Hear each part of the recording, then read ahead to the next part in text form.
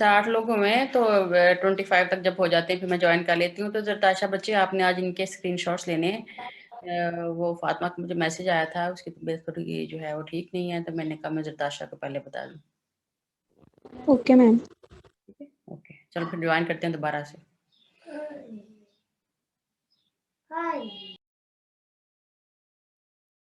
Okay class, अस्सलाम वालेकुम।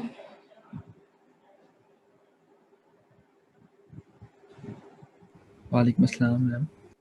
चलो अभी स्टार्ट करते हैं। हाँ, वो अजान होने लग गई थी, फिर मैंने कहा बीच में जो मैंने बोलना है तो फिर वो अजान सुन के फिर मैंने स्टार्ट किया।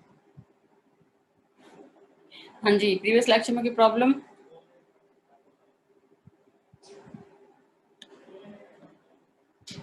प्रीवियस लेक्चर में कोई प्रॉब्लम? No ma'am. क्लियर है। जरताशा बताओ ग्रीन्स फंक्शन में क्या क्या था, कैसे हमने सोल्यूशन निकालना?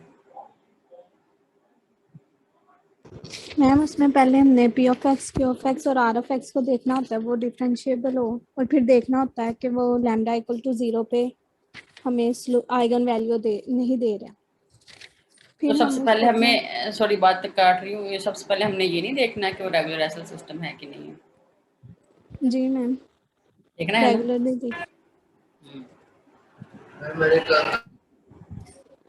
अच्छा, फिर आगे? मैम फिर लैम्डा इक्वल टू 0 पे इसे चेक करना है हमें हम्म, ये जो कि सोल्यूशन है वो कैसा आना चाहिए? ट्रिवियल नहीं आना, ट्रिवियल आना चाहिए मैम। ठीक है, सही हो गया। आगे? मैम फिर उस पे हमने अपना देखना है जी ऑफ एक्स और जाई पे हमने देखना है उसे कि वो set L of G equal to 0 लेके हमें चलना है फिर। तो जी फाइंड आउट करना है एक्चुअली आपको, और जी का नाम जी क्या है? मैम। जी फाइंड आउट ग्रीन। करना है आपको। जी मैम। ठीक है, वो ग्रीन फंक्शन है उसका। जी। और फिर मैम हमने उसकी डिसकंटिन्यूटी चेक करनी है और कंटिन्यूटी भी चेक करनी है। नहीं, कंटिन्यू चेक नहीं करनी, वो गिवन है कि फंक्शन हमारा कंटिन्यूअस है। जी उसको मैम। लेके फिर हम लोगों ने उसकी जो है वो फिर लेफ्ट और राइट लिमिट इक्वल करके, तो एक्चुअली हम लोगों ने जब जी निकाल लिया तो जी में हमें ये सारा स्टेप्स करने की क्यों जरूरत पेश आ रही है? मैम अननोन फंक्शन हमने निकालना है। शाबाश, जो इसके अंदर कॉन्स्टेंट्स आ रहे हैं ना, अननोन जी। कॉन्स्टेंट्स आ रहे हैं, तो उनकी वैल्यू हम लोगों ने जो है वो निकालनी है। तो उसके बाद फिर जुनैद आप बताओ आगे, अननोन की वैल्यू किस किस ख्याल से निकालेंगे? जुनैद जफर, आवाज आ रही है आपको मेरी? यस और नो में आंसर कर दो ना, बस मैं कौन सा तुम्हें यहाँ पे जो है वो स्टिक लगाऊंगी बच्चों की तरह। लगता है जो जुनैद जो है और लेकिन आपकी आवाज मुझे बिल्कुल क्लियर आ रही है जुनैद। आगे नमान है, कट रही है आवाज, दरवाजा खुला हुआ है और मैं बिल्कुल इसके वाईफाई के पास बैठी हुई हूँ। चलो बाकी लोगों को भी मेरी आवाज कट के आ रही है? No ma'am. ठीक आ रही है? चलो भी पता चलाना, आगे से आप इसको करो, कंप्लीट करो।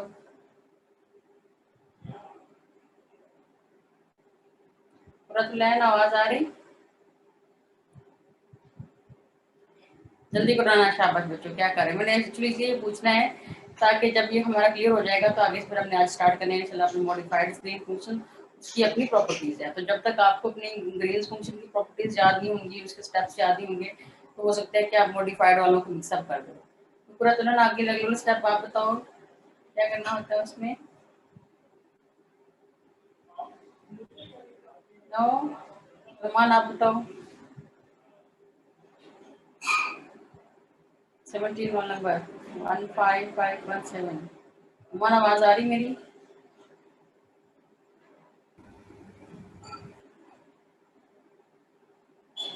हाँ जी उसामा, आप कुछ बताने लगे थे। मैम रो की वैल्यू निकालनी वहाँ पे। हाँ, रो रो एक्चुअली इसमें डिफाइन कैसे होगी? रो कैसे आएगी उसके अंदर? उसको तो कांस्टेंट्स आ रहे थे ना।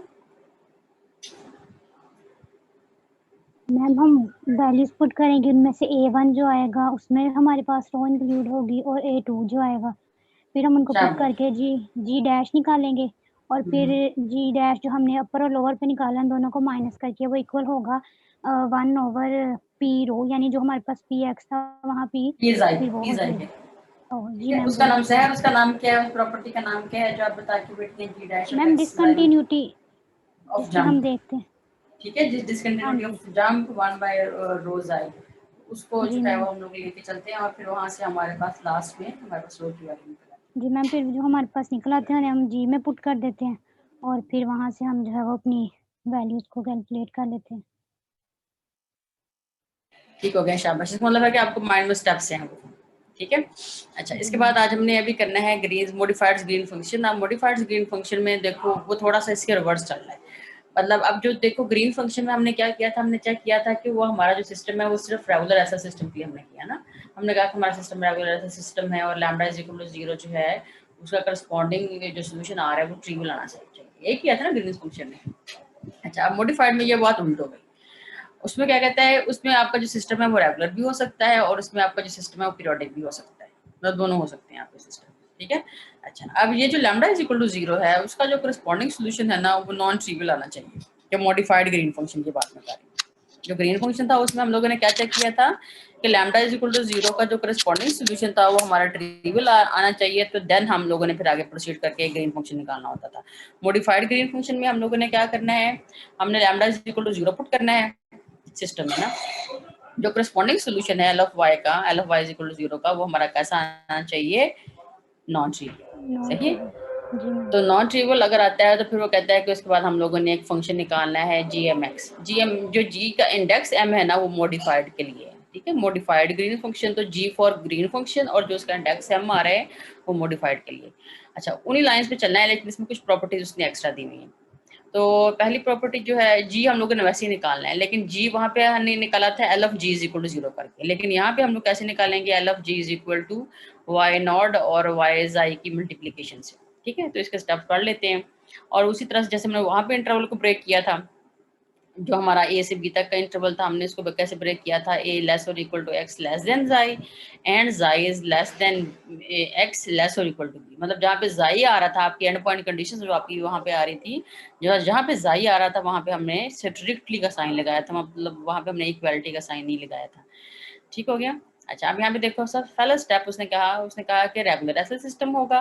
रेगुलर एसल सिस्टम का मतलब क्या होता है कि यहाँ पे आपके पास, आपको ये पता है ना कि एल से मुराद क्या मुराद है, शहर एल से क्या मुराद है? मैम जैसे हमारे पास एलो वो हमने मैम पूरा ऊपर लेट किया था जो P of x S L system में से, ये वो एल है। शाबाश, सही है। मतलब डी बाई डी एक्स और बाहर, और डी बाई डी एक्स, जी मैम सॉरी, वो पी वाली। Of X into D by D X और प्लस क्यू ऑफ एक्स, उसको मिला के वाले कहता है उसको। मतलब यहाँ पे ये देखो जो आपका ये वाला है ना, ये देखो L, L is equal to D by D x P of x D by D x plus Q of X. मतलब यहाँ पे फिर वो वाई को साथ नहीं लेके चल रहा है ना। तो मतलब इस पूरे एक्सप्रेशन में से, यहाँ मेरा कर्सर नजर आ रहा है नंबर 1 में से, इतना जो एक्सप्रेशन है यहाँ से लेके क्यू एक्स तक, लेकिन उसके अंदर आपने वाई शामिल नहीं करना। ये वाई को छोड़ के तो उसको ऑपरेटर एल उसने नाम दे दिया। सही हो गया। अब यहाँ पे देखो जो मॉडिफाइड ग्रीन फंक्शन है, यहाँ पे हम कैसे लिया, हमारे पास L of Y plus lambda R X Y is equal to 0। तो आप इसको पूरा भी लिख सकते हो, जो आपकी ऐसा इक्वेशन है ना जो पी और क्यू की फॉर्म में लिखी हुई है, आप उसको वैसे भी लिख सकते हो, लेकिन जस्ट उसने ऑपरेटर को शो करने के लिए कि ऑपरेटर से हमारा क्या मुराद है ना। तो कहते हैं the regular acyl system this, उसके साथ उसने इक्वेशन, रेगुलर एसल इक्वेशन, और साथ में उसकी उसने जो है वो बाउंड्री कंडीशन बता दी। और the periodic acyl system this, उसकी जो बाउंड्री कंडीशन होती है पीरियोडिक की वो इस फॉर्म में आती है। कहते हैं has lambda is equal to 0 as an eigen value. Eigen value से मुराद क्या है, that is the solution of this equation L of Y is equal to 0 satisfies the relevant boundary condition is non-trivial. Then we can define a function gmx xi called the modified green function as follows. आगे सारी उसकी property शुरू होगी ना। ठीक है, तो इसका पहला स्टेप क्या करना है, आप लोगों ने पहले तो आइडेंटिफाई कर लेना है सिस्टम को रेगुलर है या पीरियोडिक है, दोनों के लिए ये वैलिड होगा। उसके बाद फिर आप लोगों ने क्या कर लेना है, lambda is equal to 0 put करना है, सोल्यूशन निकालना है। अगर वो सोल्यूशन नॉन ट्रिवियल आ रहा है देन आपने आगे चलना है। फिर आपने क्या निकालना है, let Y not X be a normalised eigen function corresponding to lambda is equal to 0, then the function gmx xi which regarded as a function of x has the following properties. ठीक हो गया। अच्छा, अब ये जो आपकी condition number 2 पे लिखी हुई है ना, ये एक्चुअली नंबर 1 पे आनी है। मतलब लिखी हो बुक्स पे ऐसे लिखा है आपको नजर आएगा। लेकिन सबसे पहला काम क्या करना है, lambda is equal to 0 put करके नॉन ट्रिवियल सोल्यूशन निकालना है। फिर आप लोगों ने यहाँ से जी निकालना है। जी कैसे निकलेगा, एल ऑफ जी, जैसे पहले निकाला था ना L of G is equal to 0, यहाँ पे एल ऑफ जी कैसे निकलेगा, L of ji M is equal to Y not of X and Y not of xi in each of the sub interval is less than equal to x less than xi and xi less than x less or equal to b। तो यहाँ पे g ऐसे निकलेगा आपका। इसकी थोड़ी बहुत तो समझ आएगी, बाकी समझ तब लग जाएगी जब हम इसे एग्जांपल करेंगे इंशाल्लाह। ठीक हो गया। अगली कंडीशन वही, फिर हमने वहां से जब g हमारा डिफाइंड हो जाएगा दोनों सब इंटरवल्स के लिए, तो फिर हम लोगों ने क्या करना है, कंटिन्यूटी जो एंड पॉइंट कंडीशंस हैं, चाहे वो अगर आप हमारा रेगुलर सिस्टम है तो रेगुलर वाले सिस्टम की एंड पॉइंट कंडीशन हम लोगों ने लगा देनी है।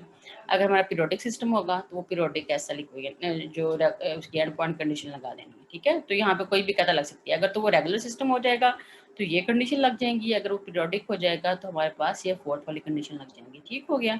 फिर आगे उसी तरह से हम लोगों ने कंटिन्यूटी वाली कंडीशन लगा देनी है। कंटिन्यूटी में फिर हम लोग इसकी लेफ्ट हैंड लिमिट और राइट हैंड लिमिट वाली प्रॉपर्टी यूज करेंगे।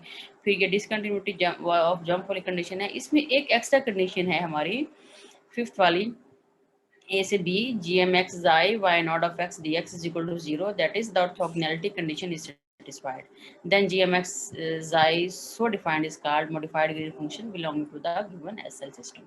ठीक है, इसकी थोड़ी सी प्रॉपर्टीज आपको थोड़ी कॉम्प्लिकेटेड लग रही हैं, लेकिन ये भी उन्हीं लाइंस पे है। जस्ट यहाँ पे दो इसके स्टेप्स डिफरेंट है। उसामा कौन कौन से दो स्टेप्स डिफरेंट है इसके, मतलब 3 स्टेप मैम डिफरेंट एक है। तो एल ऑफ जी निकालने का मेथड डिफरेंट है इसमें। इससे पहले कुछ और आता है नॉन ट्रिवियल। मैम ट्रिवियल और नॉन ट्रिवियल का Non-trivial। डिफरेंस है। हाँ शाबाश। और इसमें एक और भी डिफरेंस है मैम ये फिफ्थ प्रॉपर्टी। Ma'am orthogonality. उस सबसे पहले स्टार्ट में ये आपका रेगुलर के लिए भी है और Yes, पीरियोडिक के लिए भी है, दोनों सिस्टम्स के लिए उसने आपको डिफाइन किया। सही है, मैम नो बात कट की, दोबारा बोलो, आवाज कटी है। अभी किसकी आवाज कटी है गर्ल्स में से? सबसे पहले हाँ ठीक है, उसामा जी बता रहे थे आप बच्चे, क्या था आपने सबसे पहले बताया कि आपका सिस्टम की आइडेंटिफिकेशन, कि उसमें आपका पीरियोडिक भी आ सकता है रेगुलर भी आ सकता है। ठीक हो गया। फिर क्या बताया आपने? Non trivial. शाबाश, ये लैम्डा इक्वल टू 0 जो है करस्पॉन्डिंग सॉल्यूशन का नॉन ट्रिवियल होगा। सही हो गया। हाँ जी भी फरखंदा, अगला स्टेप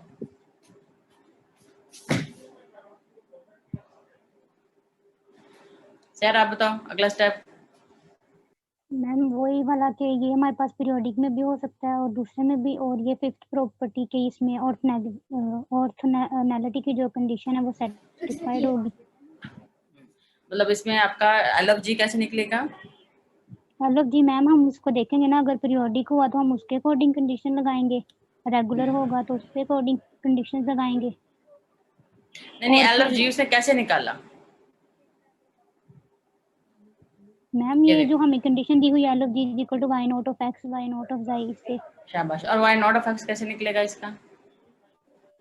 मैम फिर वो कंडीशन से ये देखो ऊपर नॉर्मलाइज्ड, जो हमारा नॉर्मलाइज्ड आइगन फंक्शन होगा ना उससे निकलेगी फंक्शन। आपको नॉर्मलाइज्ड आइगन फंक्शन निकालना आता है? ताशा कैसे निकालते हैं? हम लोग में बड़ा डिटेल से क्वेश्चन करवाया था एक।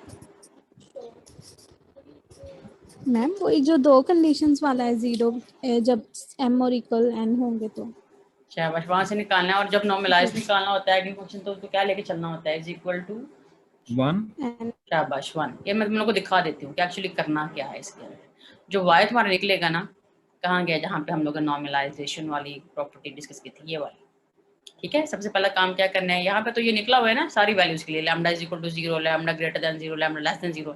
लेकिन तुम लोगों ने जस्ट जो नॉर्मलाइज्ड वेक्टर निकालना है वो किसका करस्पॉन्डिंग आइगन फंक्शन लेना है? लैम्डा इज इक्वल टू 0 वाला, इसलिए उसने इसके इंडेक्स में 0 लिखा हुआ है। ठीक है, तो एक्चुअली आप लोगों ने पहले क्या कर लेना है, आप लोगों ने ये आइगन फंक्शन है यहाँ तक निकाल लेना है। लेकिन ये तो आपका निकला है ना लैम्डा ग्रेटर देन 0 के लिए, बस मैंने एज एग्जांपल यहाँ पे इसको लेके चली। तो आप लोगों ने क्या कर लेना है, लैम्डा इक्वल टू 0 पुट करके जो नॉन ट्रिवियल सॉल्यूशन निकला होगा वो आपका एक्चुअली आइगन फंक्शन होगा। उस आइगन फंक्शन का करस्पॉन्डिंग आप लोगों ने नॉर्मलाइज्ड आइगन वेक्टर निकाला है। तो वो नॉर्मलाइज कैसे निकालोगे? आप लोगों ने उसको मतलब उसी नंबर से मल्टीप्लाई करके, मतलब एक्चुअली स्केयर आ जाएगा ना, इज इक्वल टू 1 कर लेना है। वहां से फिर आपके पास वो कांस्टेंट की वैल्यू निकल आएगी, और जो ये आपका सोल्यूशन आ चुका होना है ना यहाँ से, उस कांस्टेंट की जस्ट वैल्यू लगा देनी है। ठीक है, तो पहला काम इसके अंदर आपके पास क्या होगा, नॉर्मलाइज्ड आइगन फंक्शन आप लोगों ने निकालना है। नॉर्मलाइज्ड आइगन फंक्शन क्लियर हो गया बच्चों? जी मैम, हो एग्जांपल गया? करेंगे। हाँ, मैं दोबारा लेक्चर, ये देखो यहाँ पे अब आपके पास ये कौन सा था, ये तो ग्रीन फंक्शन था ना, मॉडिफाइड ग्रीन फंक्शन, ये ठीक है। तो सबसे पहला काम क्या करना है, आप लोगों ने नॉन ट्रिवियल सोल्यूशन निकालने के बाद आप लोगों ने नॉर्मलाइज्ड आइगन फंक्शन निकाल लेना है, और फिर उसके लिए फिर आप लोगों ने L of G is equal to Y not of X and Y not of xi निकालना है। बाकी कंडीशन तो आप लोगों से फेमिलियर हो, बाकी कंडीशन में तो जस्ट एक ही कंडीशन नई वाली आई है, वो जो आपके पास ये वाली आई है ऑर्थोगोनैलिटी वाली, जो लास्ट में हमने लगानी चाहिए। सही हो गया? तो ये हम इसको सोल्यूशन जो है उसका निकालते हैं, और फिर जिस स्टेप समझ नहीं आएगी फिर मैं आपको बोर्ड पर करवा दूँ। क्लियर हो गया? चलो हम इसको डिटेल से कर लेते हैं। कहते हैं construct the modified Green function corresponding to SL system. ये आपके पास एसएल सिस्टम है, और हमने इसको पहले तो आइडेंटिफाई कर लेना है कि ये हमारा रेगुलर है कि पीरियोडिक है। तो मुझे बताओ क्या ये पीरियोडिक हो सकता है?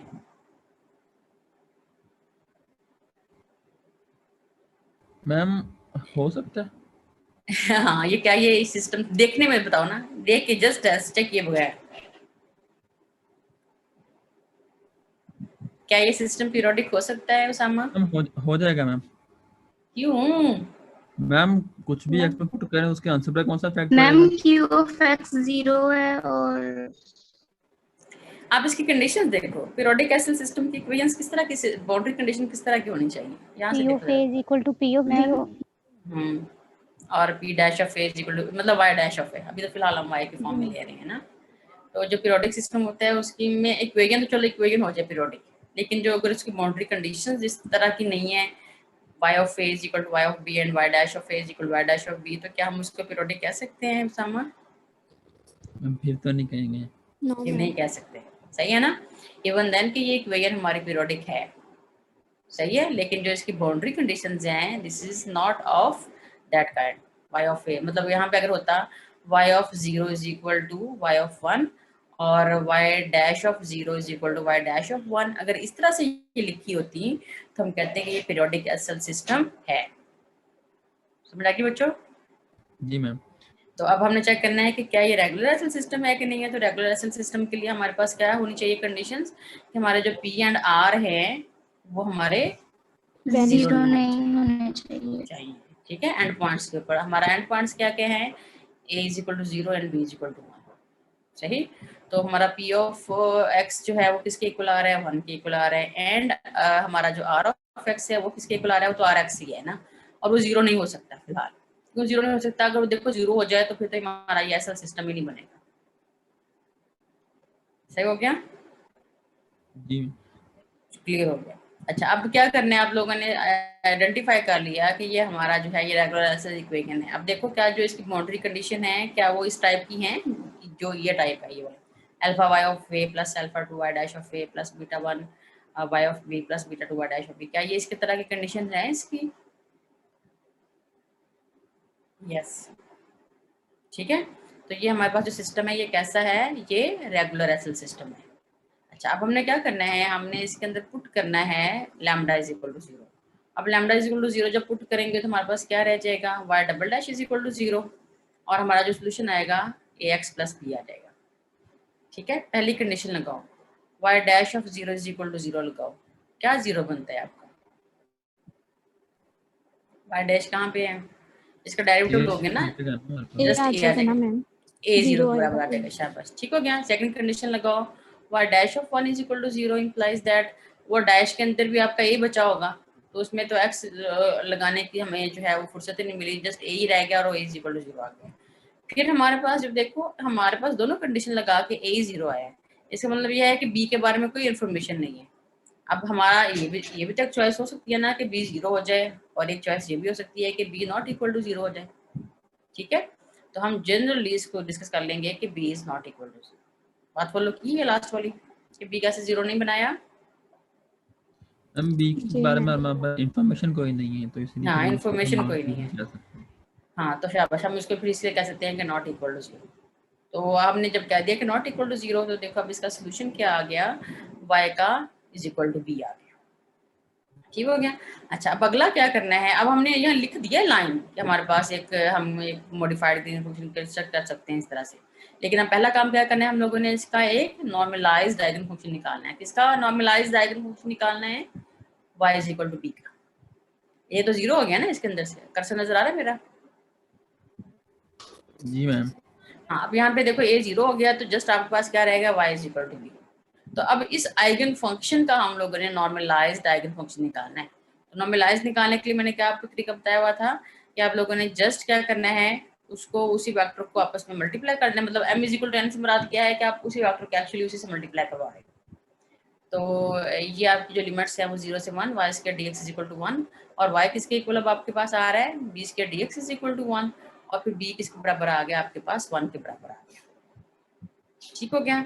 और फिर अब आप लोगों ने यहाँ पे क्या ले लेना है, y not of x is equal to 1 and y not of z is equal to 1। ये कैसे लिया वाला हम लोगों ने, यहाँ से देखो, let y not of x be the normalized eigenfunction corresponding to lambda is equal to 0, then the function gmx xi with which regarded as the function of x has the following properties। अब यहाँ पे मैंने कहा सबसे पहले आप लोगों ने जो g निकालना है वो इसकी हेल्प से निकालना है, ये सेकंड स्टेप की हेल्प से। तो इसमें आपको क्या क्या रिक्वायर्ड है, y not of x, not बोले नॉट हम लोगों ने क्यों लगाया इसके इंडेक्स में, समझ क्यों लगाया इसके इंडेक्स में नॉट?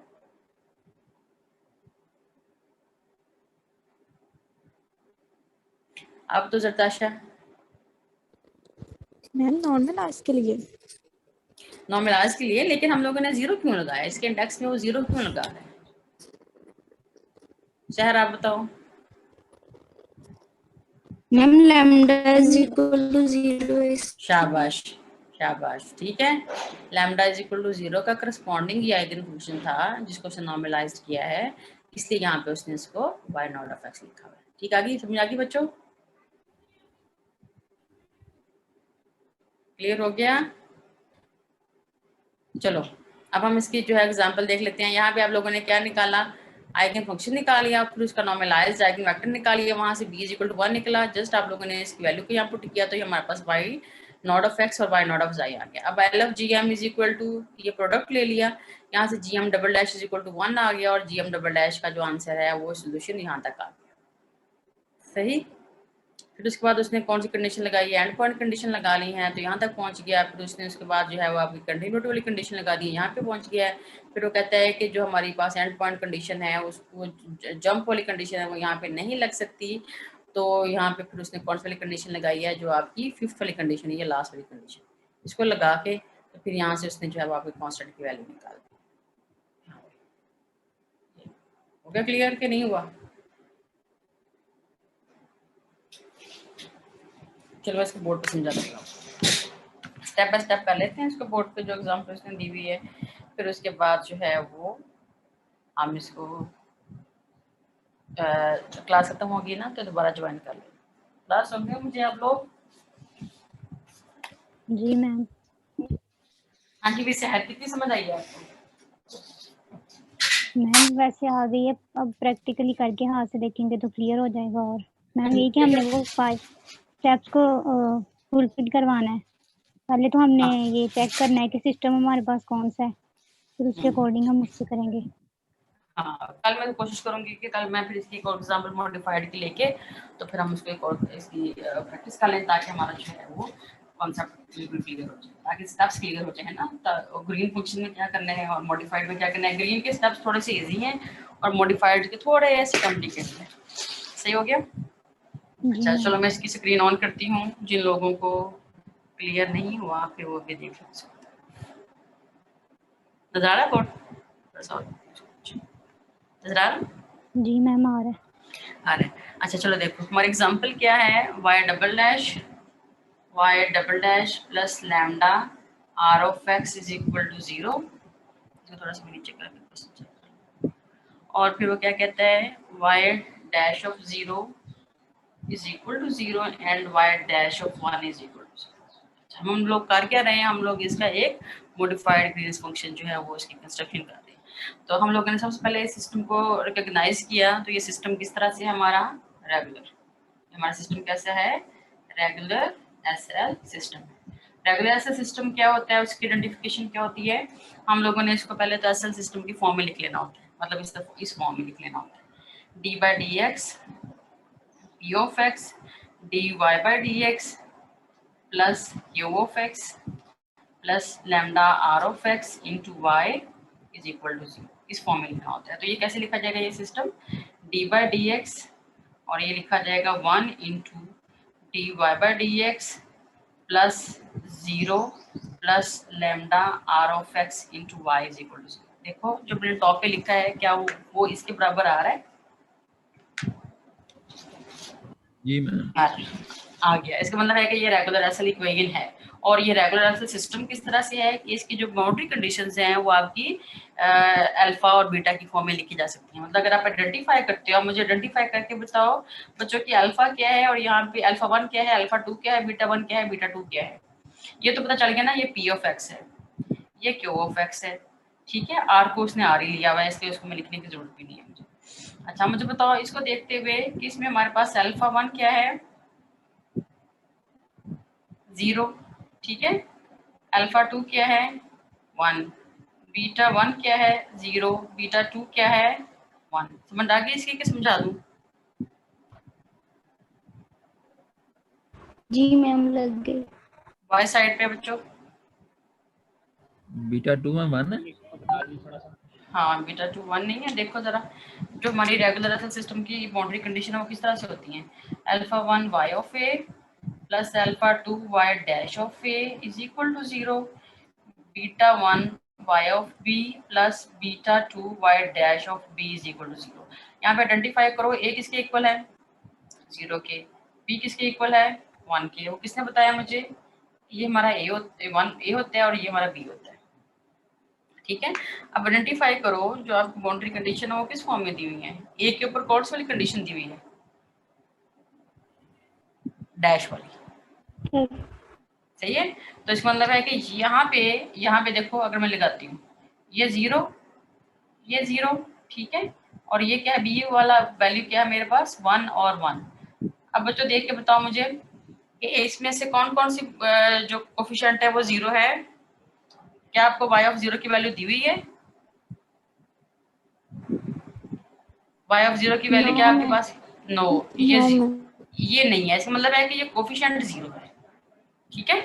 अच्छा क्या इसकी वैल्यू दी हुई है आपको, यस मैम। यस। इसका मतलब है ये कोफिशिएंट कितना है, 0 ये कोफिशिएंट कितना है, 1 है, मैम। ठीक, सही हो गया। अच्छा अब ये बीटा देखो, क्या आपको y ऑफ 1 वाली कंडीशन दी हुई है, नो मैम। नो। इसका मतलब है कि बीटा 1 जो है वो 0, सही हो गया। और क्या आपको y डैश ऑफ 1 वाली कंडीशन दी हुई है, जी यस मैम। यस। इसका मतलब है कि बीटा 2 जो है वो हमारे पास 1 है, तो ये भी 1 है, ये भी 1 है और ये भी 0 है, ये भी 0। क्लियर हो गया, जी मैम। क्लियर हो गया। अब इसका मतलब है कि ये हमारे पास जो सिस्टम है this is regular SL system, सही।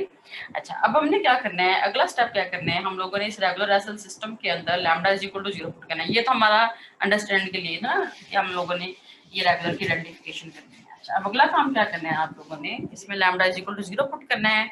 जब lambda is equal to 0 put करना है सिस्टम के अंदर, तो पुट करो जरा, put lambda is equal to 0। तो जब हमने lambda is equal to 0 put किया तो क्या रह गया, y double dash is equal to 0 रह गया, सही है। अगर हम इसको लेते हैं y, एक दो इंटीग्रेशन करो ना, y डैश ऑफ x, तो जस्ट क्या रह जाएगा a, और अगेन इसकी इंटीग्रेशन करते हो तो ये क्या आ जाएगा y ऑफ x क्या आ जाएगा हमारे पास, ax प्लस b। क्लास खत्म होगी ना, दोबारा ज्वाइन कर लेना क्योंकि ये इसको खत्म कर लें हम लोग ना, क्योंकि अभी आधा किया तो फिर आधा कल तक ना जाए, कल एक नए एग्जाम्पल कर लेंगे। अच्छा यहाँ तक हो गया।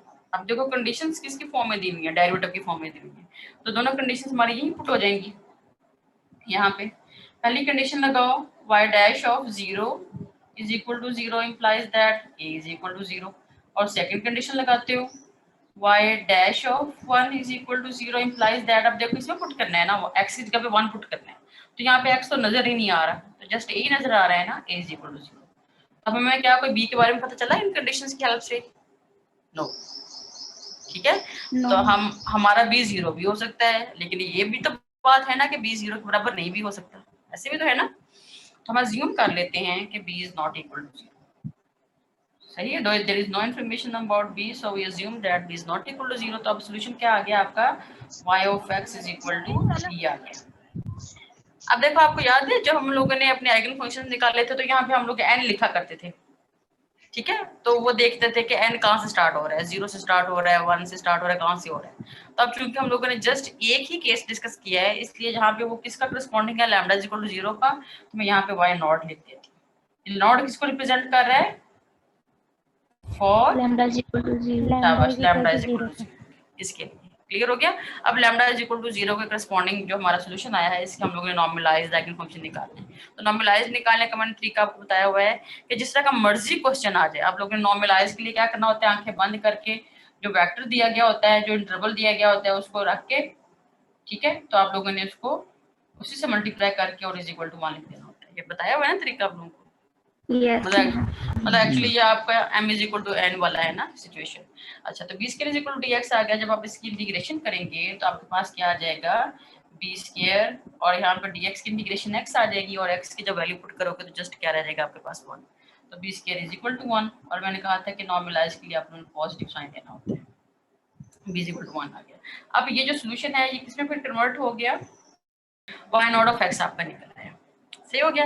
अच्छा, अब अगला स्टेप क्या करना है आप लोगों ने, हमने जब ये वाला स्टेप भी कर लिया ना, जब नॉन ट्रिवियल सॉल्यूशन आया तो वहीं पे हम लोगों ने कह दिया है कि हमारे पास एक मॉडिफाइड ग्रीन फंक्शन हम निकाल सकते हैं इस इंटरवल के लिए। लेकिन वो अलग बात है कि मैंने कहा पहले हम लोग इसका नॉर्मलाइज्ड आइगन फंक्शन निकाल, ठीक हो गया।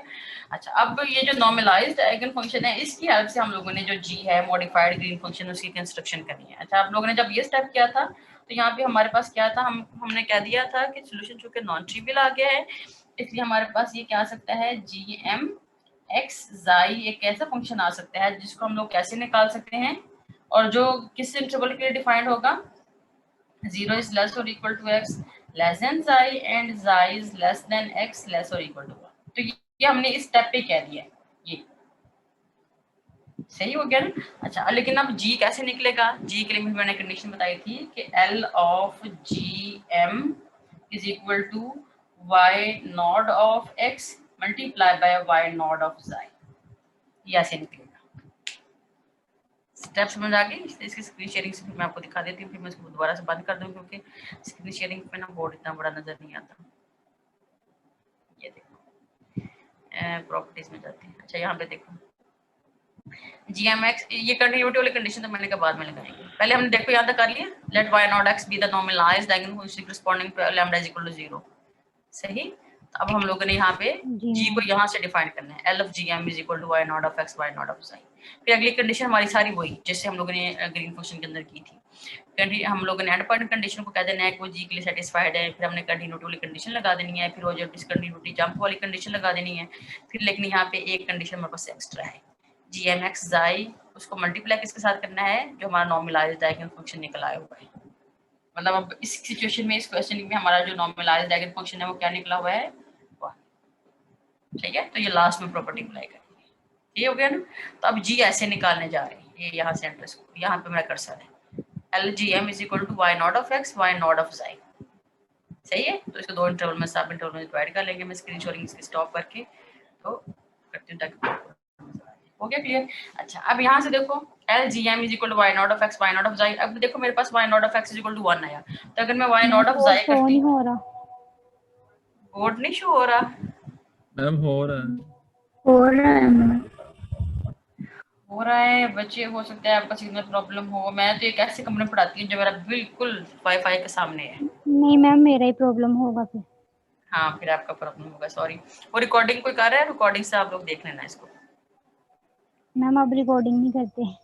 अच्छा, रिकॉर्डिंग नहीं करते तो तुम्हारी बाकी क्लास कैसे लेती है लेक्चर्स?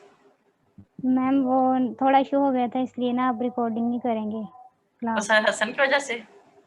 जी मैम। किसने की बेवकूफ ने ये हरकत? मैम बनाई मॉर्निंग वालों ने थी और कह रहे हैं कि वायरल इवनिंग वालों ने कर दिया। लेकिन तुम लोगों ने बनाई मेरी है? तो ना करना ना, तो लेकिन तुम, मैं परमिशन देती हूँ, तुम लोग रिकॉर्डिंग कर लिया करना। चलो ठीक है मैम। सही है। लेकिन अगर कोई ऐसी हरकत की ना, वैसे तो मैं तुम लोगों को नहीं चाहूंगी कि मेरे बारे में तुम लोग ऐसे ख्याल रखो। मैं तो कोशिश करती हूँ कि तुम लोग पॉइंट है तो यही पे क्लियर कर लो, नहीं समझ आती तो फिर भी बता दिया करो मुझे।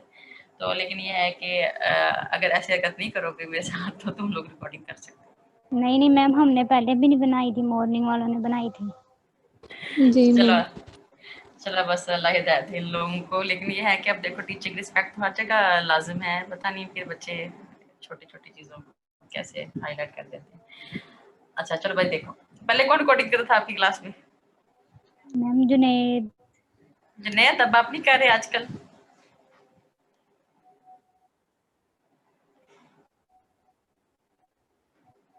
टीचर से भी, किसी भी फीमेल, किसी भी कभी कह रहे थे लेक्चर्स को?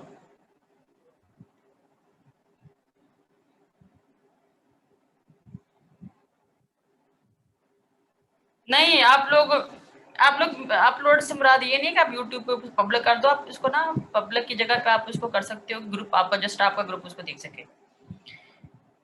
आप जब यूट्यूब के ऊपर करते हो ना, उसमें ऑप्शन आता है।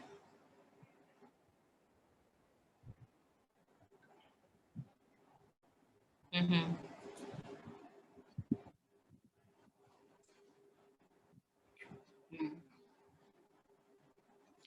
बस ये है, क्या कह सकते हैं, लेकिन ये है कि आप लोग जो है ये लेक्चर्स अपने अपलोड कर सकते हो, लेकिन पब्लिक ना करना उसको। आप लोग उसको, जो मेरे ख्याल में प्राइवेट का ऑप्शन है या कोई और ऑप्शन मेरे माइंड से निकला हुआ है, उसको मैं मतलब कुछ करके ऐसे, मतलब पब्लिक की जगह पे एक और भी आता है बीच में ना, देख लेना उस ऑप्शन को।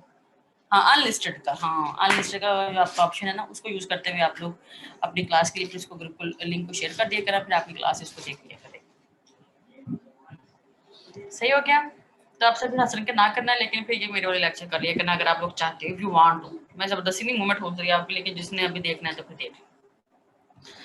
अच्छा चलो स्टार्ट कर लेते हैं काम अपना। अब ये है कि हम लोगों ने एल ऑफ जी ऐसे निकालना है, सही। अब एल ऑफ जी से मुराद क्या है? एल से देखो आपके पास ये जो हम लोगों ने निकाला था ना, ये y double dash is equal to 0, हमारे पास एक्चुअली ये क्या है? L of y is equal to 0। ठीक है, एल कैसे निकलता है हमारा? एल एक्चुअली होता क्या है? L is equal to D by D x P of x D by D x plus Q of x, ऐसे होते हैं।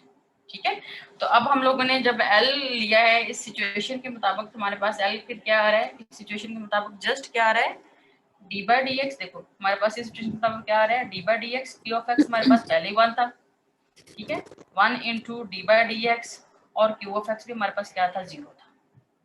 सही है, तो अब अगर हम लोगों ने इसके साथ एल ऑफ जी एम लिखना है, तो एल ऑफ जी एम से मुराद क्या है? हमारे पास एक्चुअली ये ऑपरेटर एल क्या आ गया?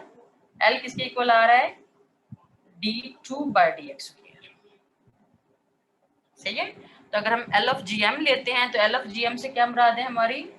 एल ऑफ जी एम से मुराद इस ऑपरेटर के साथ जस्ट आपके पास क्या आ जाएगा? जी एम आ जाएगा। पहले अगर मैंने एल ऑफ वाई लिखा था तो आपके ऑपरेटर के साथ क्या आ रहा था? वाई आ रहा था। सही है, अब अगर मैंने एल ऑफ जी एम लिखा है तो इससे मुराद क्या होगा आपका? d2 by D x square of what? G m. Alpha समझ आ गई बच्चों? Yes ma'am. Yes, okay clear हो गया। अच्छा अब यहाँ पे लगा देना एल ऑफ जी एम, तो एल ऑफ जी एम हमारे पास क्या आ रहा है? जी एम डबल डैश, हम ये भी लगा सकते हैं ना, मतलब ये एक्स के लिहाज से यस आपकी मैम। डेरिवेटिव, और इज इक्वल टू क्या आ रहा है? वाई नॉट ऑफ एक्स किसके इक्वल है? हमारा अभी आया, आप लोगों ने भी निकाला 1 के, 1 और वाई नॉट 1 ऑफ जाई किसके इक्वल आ गया आपका? 1 1 ठीक हो गया। अगर हम यहाँ पे लेते हैं, मतलब मल्टीप्लाई करते हैं, तो जस्ट आपके पास क्या रह जाता है? ये 1। अब आगे क्या करना है हम लोगों ने? जी एम एक्स जी एम निकालना है एक्चुअली। तो जी एम कैसे निकलेगा? जैसे कि हम लोगों ने इसकी सक्सेसिव इंटीग्रेशन की है, इसी तरह से इसकी सक्सेसिव इंटीग्रेशन आपकी हो जाएगी। तो फिर हमारे पास कैसे आ जाएगा? जी एम जी, अच्छा, और जो इंटरवल कैसे है वो ब्रेक कर लेना, 2 इंटरवल्स के लिए इसको डिफाइन कर लेना। पहले आप जी एम निकालो, जी एम डैश, और फिलहाल अभी एक्स लिख दो, मैं अभी दूसरा नहीं लिखी जाए, इज इक्वल टू क्या आ जाएगा आपके पास? ये 1 की जगह पे क्या आएगा? जस्ट एक कांस्टेंट आ जाएगा ये। और अगर फिर मैं दोबारा से इसकी इंटीग्रेशन कर लेती हूँ तो ये मेरे पास क्या आ जाएगा? शाबाश, ax प्लस बी। तो जी एम एक्स ऐसे ए एक्स प्लस बी आ जाएगा। ठीक हो गया। अब हमने इसको अभी फिलहाल ये x का फंक्शन है, लेकिन चूंकि हमने जब लास्ट में निकालेंगे तो हमारे पास वो जाई भी नजर आएगा, ठीक है ना, तो इसलिए फिर मैंने साथ में भी कुछ नहीं, जाई नहीं लिखा। तो जो उसने लिखा हुआ है ना, कि यहाँ पे देखो जो लाइन उसने लिखी हुई है, स्क्रीन शेयरिंग से दोबारा शो कर देती हूँ। वो कहते हैं कि हम लोग जो है 14 चैप्टर, ये यहाँ पे वो कहता है ये मैं जरा वीडियो बंद कर दूं ताकि वो पूरा पेज नजर आ जाए। कहता है कि यहाँ पे हमारे पास gmx xi call the modified green function as follows, this which regarded as a function of x। बात फॉलो की। तो अभी आपको यहाँ पे जो xi है वो नजर नहीं आएगा। अभी ये किसका फंक्शन है? Just regarded as function of x का। इसलिए आपने देखा होगा बुक के ऊपर जो जिसने लिखा होगा ना उसने जस्ट इसको gm ही लिखा होगा। तो बाद में जाके फिर हम gm xi यहाँ पे एंटर करेंगे। मैम जी डैश एक्स नहीं आएगा क्योंकि उसका डबल डेरिवेटिव 1 है। जी मैम। कहाँ पे? Ma'am g dash M.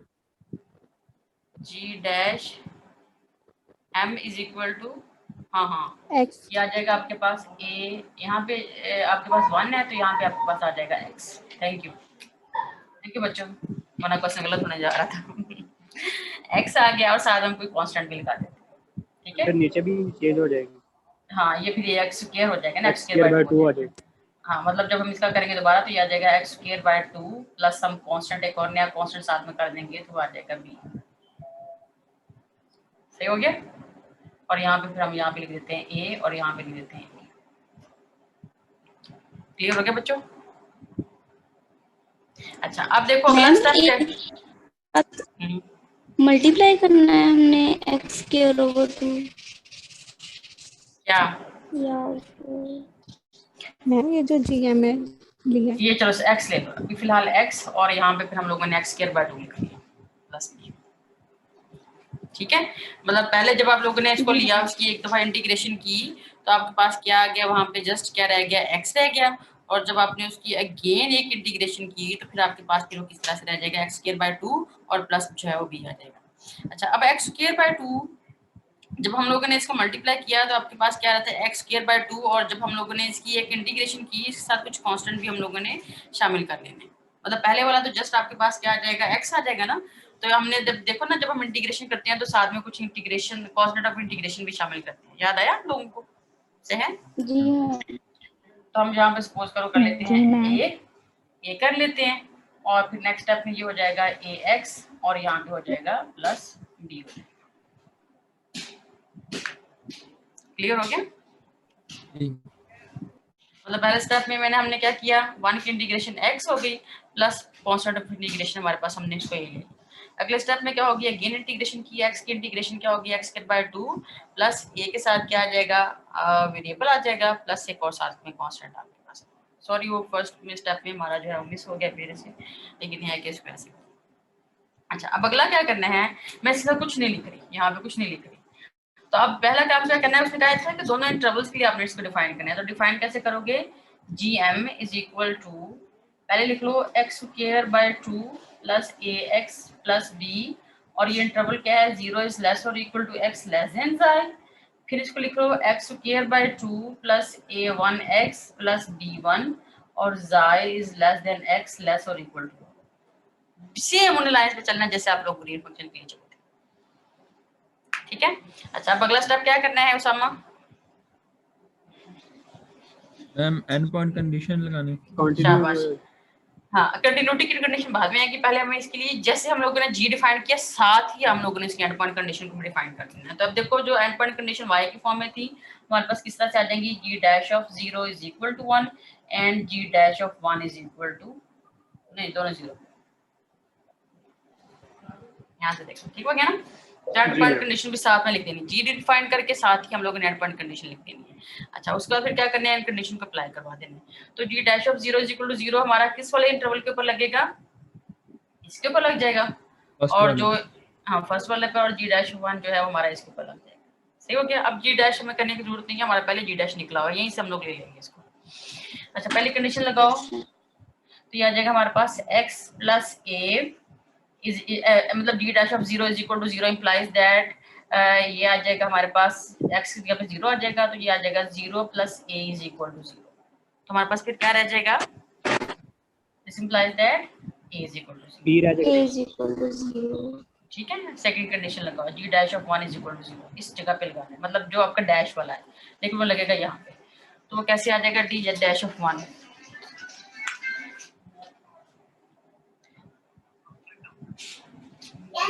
अच्छा, अब आपके पास जो है वो कैसे आ जाएगा, x की जगह पे 1 आना है, तो फिर आप लोगों ने इसको कैसे कर लेना है, 1/2 यहाँ से, मतलब नहीं सॉरी यहीं पे लिखना है, x की जगह पे 1 1 plus a1 is equal to 0।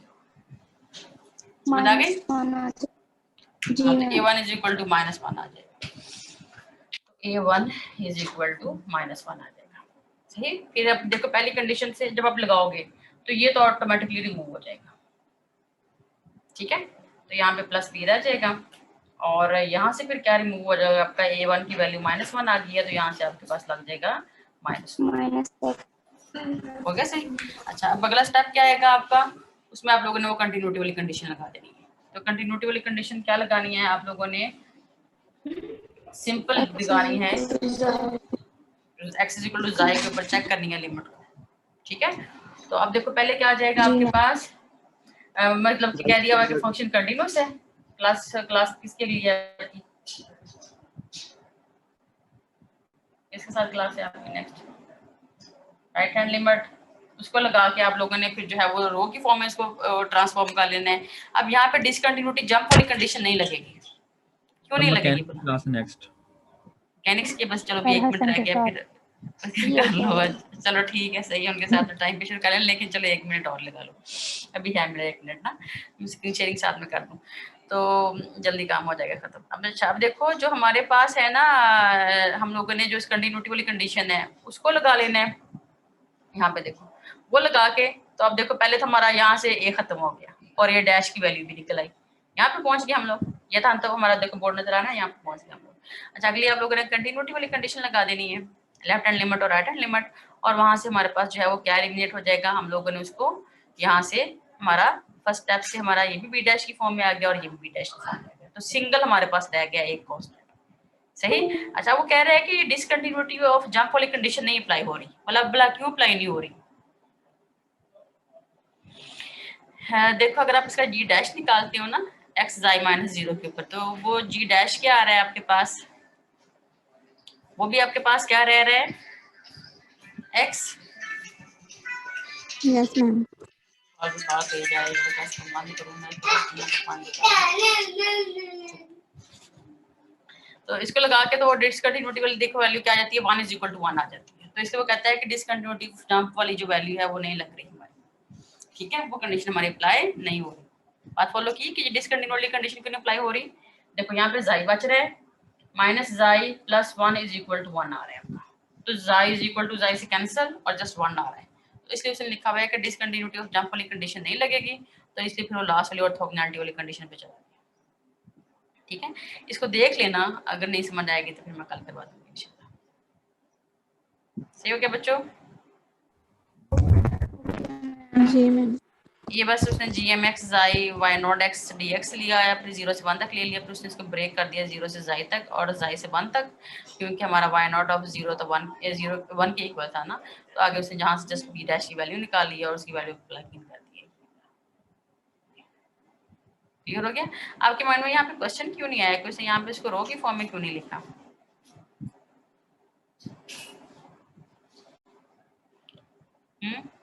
रो में लिखने की जरूरत है जल्दी तब याद ना आ गया।